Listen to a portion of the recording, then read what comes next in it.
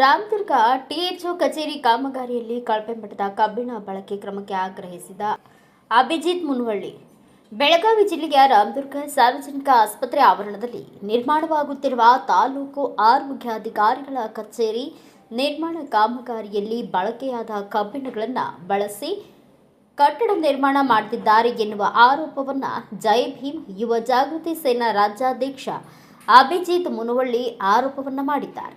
ರಾಮದುರ್ಗ ತಾಲೂಕಾ ವೈದ್ಯಾಧಿಕಾರಿಗಳ ಕಚೇರಿ ನಿರ್ಮಾಣ ಕಾಮಗಾರಿಯಲ್ಲಿ ಗುತ್ತಿಗೆದಾರನು ಬಳಕೆಯಾದ ಕಳಪೆ ಗುಣಮಟ್ಟದ ಕಬ್ಬಿಣದ ರಾಡ್ಗಳನ್ನು ಬಳಸಿ ಕಟ್ಟಡ ನಿರ್ಮಾಣ ಮಾಡುತ್ತಿದ್ದು, ಕೂಡಲೇ ಇದನ್ನು ತಡೆದು ಸೂಕ್ತ ಕ್ರಮ ಕೈಗೊಳ್ಳಬೇಕು ಎಂದು ಅಭಿಜಿತ್ ಮುನವಳ್ಳಿ ಅವರು ಆಗ್ರಹಿಸಿದರು.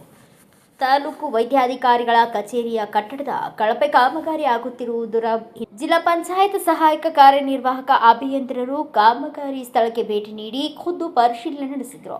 ಪರಿಶೀಲನೆ ವೇಳೆ ಗುತ್ತಿಗೆದಾರನು ಬಳಕೆಯಾದ ಕಬ್ಬಿಣದ ರಾಡ್ಗಳು ಬಳಸುತ್ತಿರುವುದು ಕಂಡುಬಂದಿದೆ.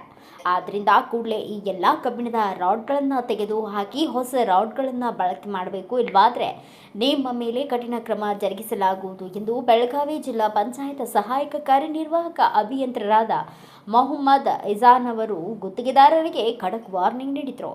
ಸರ್ಕಾರದ ಕೆಲಸ ದೇವರ ಕೆಲಸ ಎಂಬ ನಾಣ್ಣುಡಿಯಂತೆ ಗುತ್ತಿಗೆದಾರನು ಪ್ರಾಮಾಣಿಕವಾಗಿ ಕಾಮಗಾರಿಯನ್ನ ಮಾಡದಿರುವುದು ವಿಷಾದನೀಯ. ಮತ್ತೊಂದೆಡೆ ಕಣ್ಣು ಮುಂದೆಯೇ ಇಂತಹ ಕಳಪೆ ಕಾಮಗಾರಿಗಳು ನಡೆಯುತ್ತಿದ್ದರೂ ಕೂಡ ಅಧಿಕಾರಿಗಳು ಕಣ್ಮುಚ್ಚಿ ಕುಳಿತಿರುವುದು ನಿಜಕ್ಕೂ ನಾಚಿಕೆಗೇಡಿನ ಸಂಗತಿಯಾಗಿದೆ. ನಮ್ಮ ಕ್ಷೇತ್ರ ಅಭಿವೃದ್ಧಿ ಹೊಂದಲಿ, ಸಾರ್ವಜನಿಕರಿಗೆ ಅನುಕೂಲವಾಗಲಿ ಎಂಬ ಆಶಯದೊಂದಿಗೆ ಶಾಸಕ ಪಿಎಂ ಅಶೋಕ್ ಸರ್ಕಾರದಿಂದ ಕೋಟ್ಯಾಂತರ ರೂಪಾಯಿ ಅನುದಾನ ತಂದರೂ ಅಧಿಕಾರಿಗಳು ಹಾಗೂ ಇಂತಹ ಗುತ್ತಿಗೆದಾರರು ಅದನ್ನು ದುರ್ಬಳಕೆ ಮಾಡಿಕೊಳ್ಳುತ್ತಿರುವುದು ಸಾರ್ವಜನಿಕರಿಗೆ ಮಾಡುವ ಅಪಮಾನ.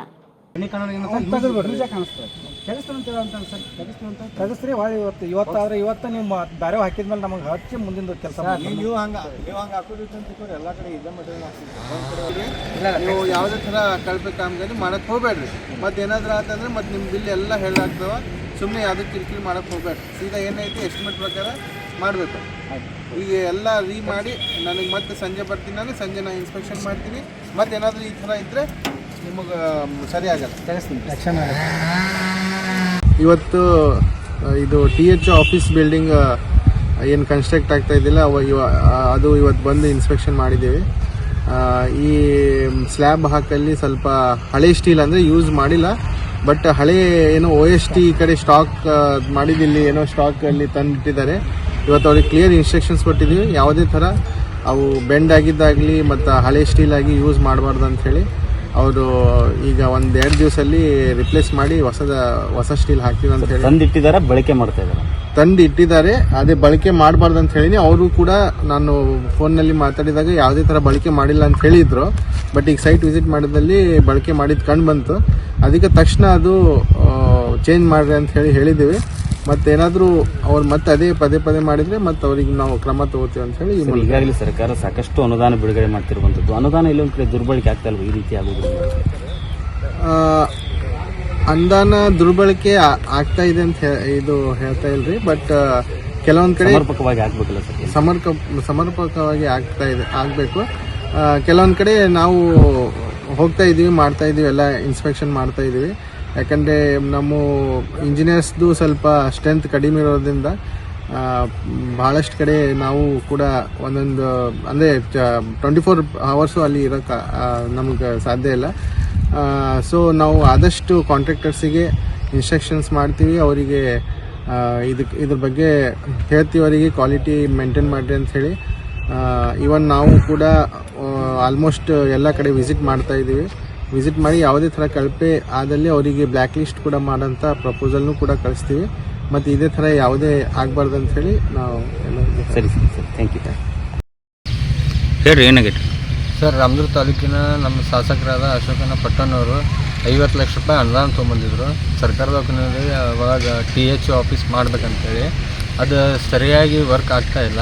ಯಾಕಂದ್ರೆ ಯೂಸ್ ಆಗಿದ್ದ ಕೆಬ್ನ ಕಾಲಮ್ನಾಗ ಹಾಕ್ತಾರೆ, ಬೀಮೆಲ್ಲ ಅದರ ಹಳೆ ಕೆಬ್ನ ಹಾಕತ್ತಾರ, ಅವೆಲ್ಲ ಬೆಂಡ್ ಅದಾವ. ನಿನ್ನೆ ಅಧಿಕಾರಿಗಳು ತಿಳಿಸಿದ್ರೆ ಅವ್ರು ಬಂದು ಹೇಳಿದರು 24 ಗಂಟೆ ಒಳಗೆ ತೆಗಿಬೇಕಂತೆ.